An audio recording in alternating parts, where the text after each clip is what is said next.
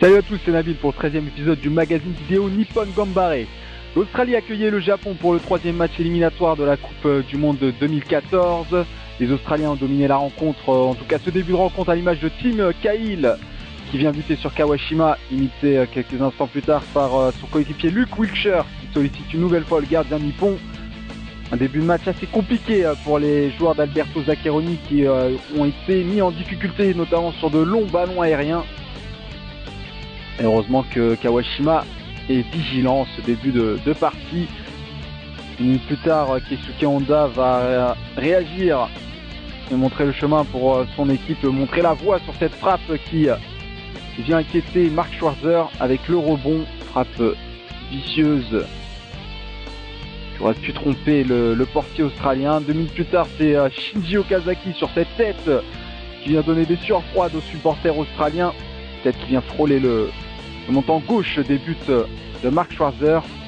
Alors on vous disait justement de longs ballons, et ben voilà l'exemple parfait, un long ballon, la déviation de la tête et Alex Borowski qui est tout près d'ouvrir le score pour l'Australie. Heureusement que Yuzo Kurihara sur la ligne est vigilant et dégage ce ballon en catastrophe. Un schéma qui est habituel du côté australien pour jouer cette équipe du Japon. Souvent en difficulté, encore une fois, vous allez le voir sur cette sortie aérienne de Kawashima, heureusement sans conséquence malgré la frappe de David Carney qui est contré in extremis par Ryoichi Maeda. Pas sûr que ce ballon était cadré. Côté japonais, on va profiter de la vivacité, l'expérience de Shinji Kagawa, ainsi que celle de Nagatomo. Malheureusement, Maeda est dans le mauvais timing. Et Japon qui n'a pas marqué en première période. En seconde période, monsieur Khalil Al-Gamdi va être l'auteur de décisions, on va dire, contestables. Vous pouvez retrouver toutes nos analyses d'ailleurs à ce sujet dans le podcast. Néanmoins, il a exclu le malheureux Mark Milligan sur une action discutable sur Atsuto Uchida. Les Australiens qui sont donc à 10 et qui vont subir le jeu japonais. C'est logiquement que les hommes d'Alberto Zaccheroni vont ouvrir le score sur ce travail de Keisuke Honda, véritable caviar pour Kurihara, le remplaçant de Maya Yoshida, blessé au genou et on le rappelle absent pour une période de 6 semaines. Quoi qu'il en soit, le Japon ouvre le score. On se dit alors qu'à 11 contre 10, le Japon est en passe de remporter cette rencontre. Et c'était sans compter sur une nouvelle fois monsieur Khalil Al-Gamdi qui tire au hasard ses décisions et qui désigne là, oui, vous venez de voir, le point de pénalty pour une faute, on va dire, qui existe, mais qui est présente sur tous les coups de pied arrêtés. C'est le fameux débat, est-ce qu'on doit siffler pénalty sur tous les corners? Néanmoins, on se demande pourquoi il siffle cette intervention, on va le revoir. Atsuto Uchida qui ceinture Alex Borowski, même si derrière Kawashima dégage le ballon et l'Australie qui égalise sur un penalty de manière assez miraculeuse grâce à monsieur Khalil Al-Gamdi. Un but partout. Et c'était pas fini, il va y avoir encore 2 autres litiges. Ça fait beaucoup pour un match qualificatif en Coupe du Monde 2014. Une rencontre qui aura donc été faussée par les décisions de l'homme en noir. Et à 11 contre 10 toujours, les Australiens sont galvanisés par cette égalisation et c'est Sasa Ognenovski qui est tout proche de donner avantage à l'Australie. Trouve la barre transversale. Côté japonais, on réagit avec cette frappe de Shinji Kagawa, interceptée par Mark Schwarzer, vigilant sur la trajectoire du ballon.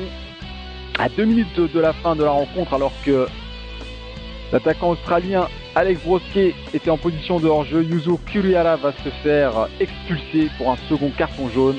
Mais oui, les joueurs japonais qui réclament une position de hors-jeu, mais monsieur Khalil Al-Gamdi avait déjà décidé d'expulser un joueur japonais afin de compenser sa mauvaise décision. Et c'est de pire en pire.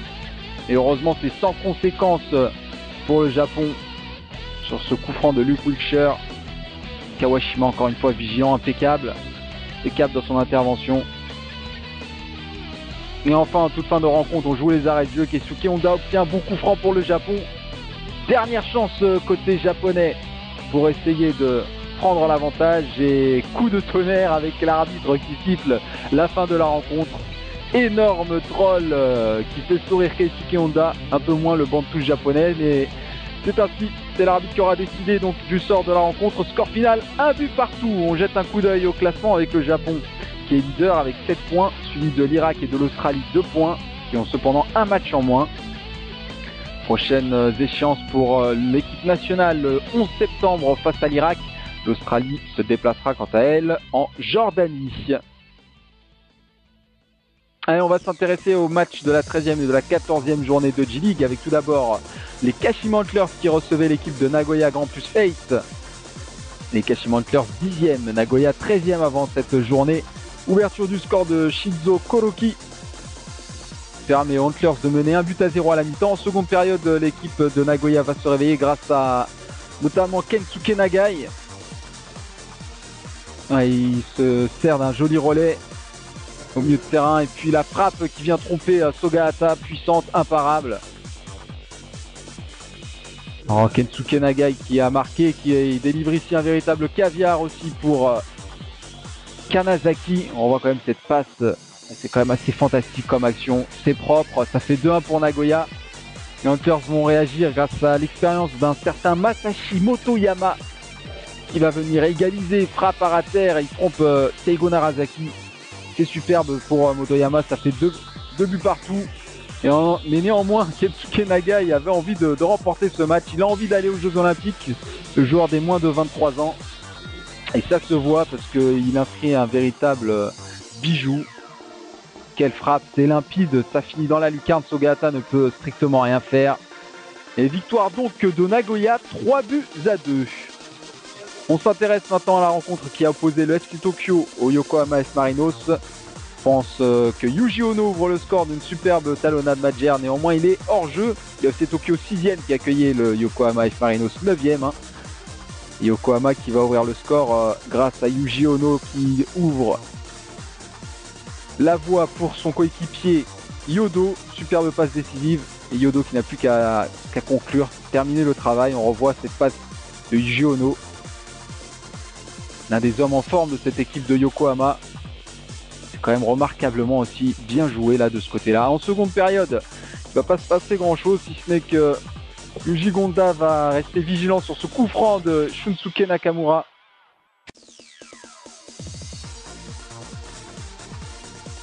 Gonda, le gardien des moins de 23 ans, qui réalise quand même un superbe arrêt. Victoire 1-0 de Yokohama F Marinos. Allez, on file du côté d'Osaka où ça va mal malgré cette ouverture du score d'Akihiro Saito.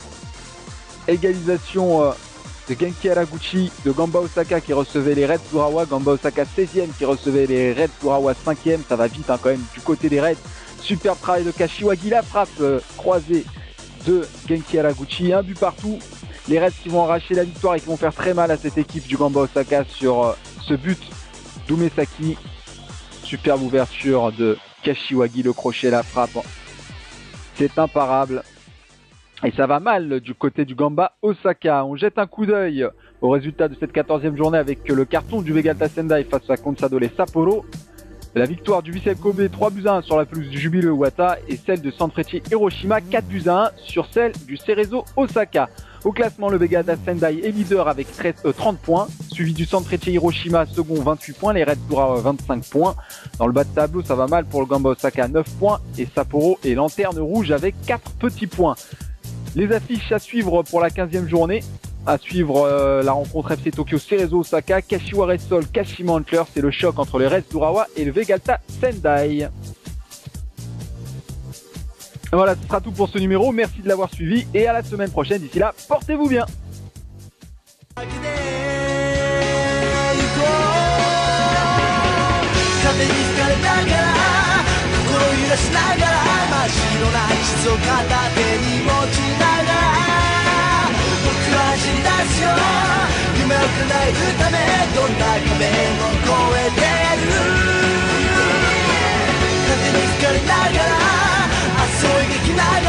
どこまで行けるとこ